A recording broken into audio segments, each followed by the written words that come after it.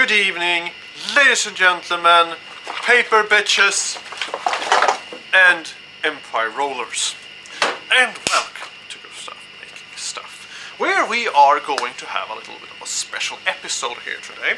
It's about chainsaws, which I have done some of, but now we're going to do the famous chainsaw arm from Evil Dead in a special way, like this, because there are multiple videos on how to make that, so I'm just going to touch a little upon that.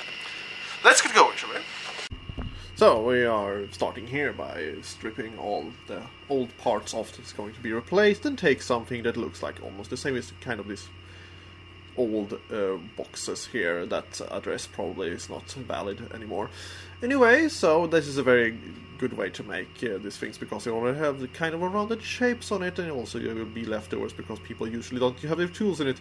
Anyway, so now let's screw this, and if you ask about the part that I did before this, look up any other tutorial that makes the Evil Dead chainsaw, because it's basically the same thing. Make a box, make a handle on it, and put the chainsaw blade on the side.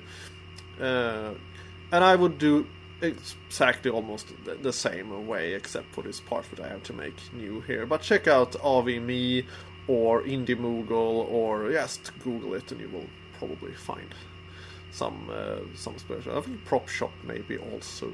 Anyway, there are a bunch of tutorials on that way, and basically it's the same thing.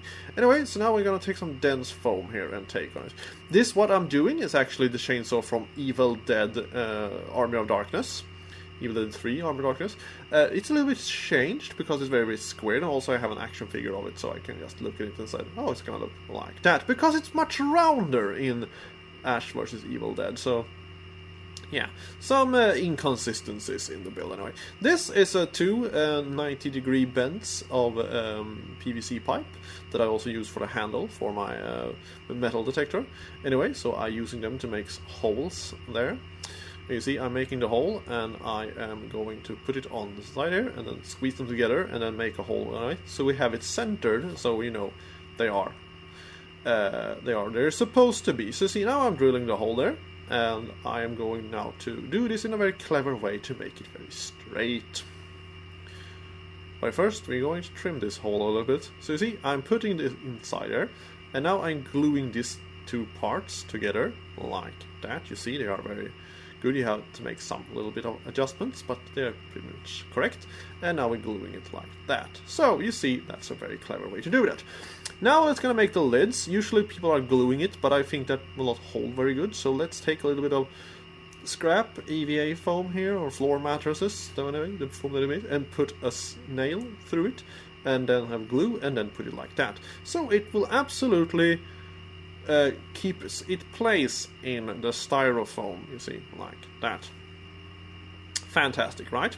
Now we are going to take our good friend the lids from the spray can caps and cut a round circle of it to do the engine cooling part of it, which is attached to the thing that you started with, which I don't really know the English word for, but whatever, you will see it looks like that anyway. So now I'm going to make this a little bit more rounded with the rotary tool. I'm not doing this around the camera because it's really fucking dusty, so do this outside with a respirator mask or somewhere with, yeah, anyway, where you can dust this up anyway. So now let's cut it like that. And now we're going to take this big hole drill here. This has the same of the diameters as this plastic Lush makeup thing I had. Usually find something that is almost the same size, and it also had a lid, so you can screw it inside there. And now we're going to put the lid from the spray can there. But now we also make a little trench for that to fit inside. And also I'll cut down the sides on that yellow thing. Now you see, like that, and now we are going to make a little bit of little small side things. If you look at the pictures, you will see what I mean. But anyway, so now we're going to take a little part of this and actually slice them like that. Make one and then make several of them like that. And then glue them in place so it will look like that. Very fantastic. Usually I also forgot to put the starting handle for for this thing, I realized later on when I was painting it, so, well, I put it on later. Now we're going to put this little, this L brackets, which I had, and put a handle on top of it, of wood. You saw what I did there, so you can follow me. Anyway, now we're going to put one there to put on the little back door thing where his hand is going in. Even though he lost his hand, he still have a hand inside it. And you probably have a hand. So you see, there we go. And now we are going to make this I don't know what to call it, but you see what it is. Anyway, so now we're going to take this metal jarl here, can is that, and cut it up. And I realized that a can opener would have been amazing for fix this, and then bending them like that so we can attach them, which I later regret because I find a better solution to do this by taking more of these L brackets, because I do have a lot of them. So you see, now they are basically lined up to be attached in a proper way. And you see, I put all the L brackets on like that. And now we're going to tape over this thing. So these I'm taking some liberties, so it's not a proper replica here, but, well, cutting yourself on these things will hurt. So you see, like that, and now we're going to take these drill screws and just put it into the plastic on the back side there. Even though it doesn't look exactly, it still looks very much like in the spirit of Evil Dead. See, like that, and it fits on your hand very, very good. And you see, now we are going to take this thing and put it there, which I did before because it's a little bit of a cutting process going on there. And now we're going to fill up this hole here with a strip of foam because it wasn't wide enough. And now I'm also going to make a little bit of a roof here for it, which I use thin craft foam here. You can also use other things for this, but we know I have this, so why not use it? And just take that and cut it around, and due to it's already red, it will make the painting process a little bit more easier. Now you see I will cut a little slice here. Why I'm doing this in this very weird order, I don't know. Don't question my logic why I do things. Anyway, so now we're going to squeeze them in like that and put it like that, and it will look very nice. So now we're going to paint the whole thing red, because it is red. And you see, I have to do this with a pencil because the spray paint doesn't, or more like the styrofoam doesn't like the spray paint.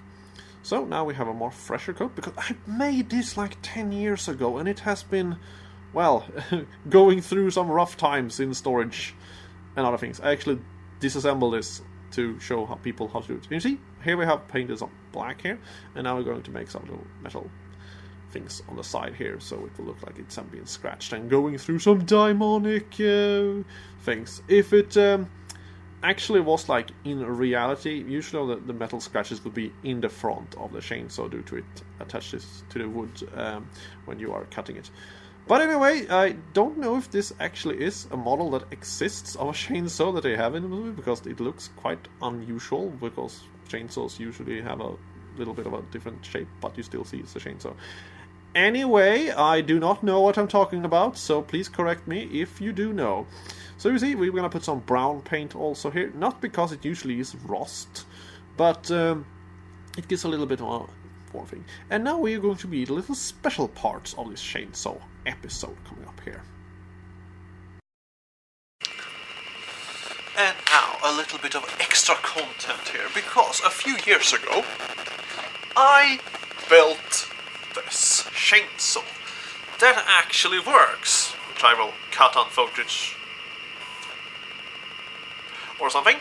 Anyway, so I will now a bit disassemble this to show how it works, because I'm not gonna make a whole build video on how to make this thing, because it's quite easy if you see how I made it.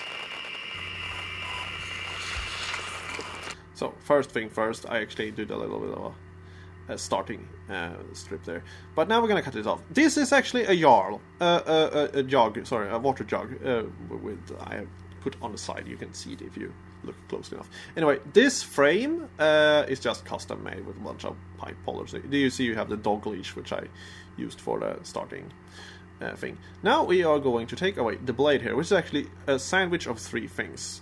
2 thick plastics, and then we have this are DVD bulks, which is just the top of it. So they have the same size almost as the plastic thing it will be sandwiched in, because that will be like the wheels for it. This is a bit comically over large, but it is a bit comedically. It's from my movie Jaws of the Shark, so it's a comedy. So why not use a comedy chainsaw?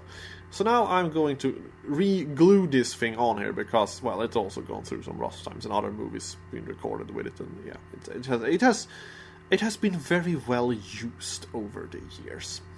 So now we have glued this on here. You will now see here that how the thing is assembled. Like we have it's actually made out of hockey tape. And you see that thing can actually be a bit adjusted by a strap there. And you see you put an old screwdriver, just take out the engine, and you see everything falls apart there, sadly. This is the hockey tape, and we have taken some EVA foam, and I am putting a spike right through it because it actually sturdy enough to do this. So just folding it into a very long strip, and then you put all the little teeth like that. So now we're going to assemble this. You see you have 2 screws there, and in the back it's a little bit special because it has to be a little bit of things putting it to be so it kind of funnel feeds it. And you see there we have the trigger for the drill, and we have the battery put in front, and the engine is inside a water jug, and it will put out there. So now it will spin with the very poorly charged batteries, or they are just starting to die because if you buy a very, very old screwdriver, like electrical screwdriver, it will probably die at some point. But buy a very, very cheap one because they have less parts and they can easily be disassembled and reassembled like I have made it here. I hope you understand how I made it here. So it is a bit tricky, but it isn't that hard, and it kind of looks impressive to have an actually working chainsaw. So I hope this was very informative and interesting to watch for you, and we will see you in the next episode where I will build something else, and I will do this on a weekly basis as usual. See you, bye. Bye. Bye.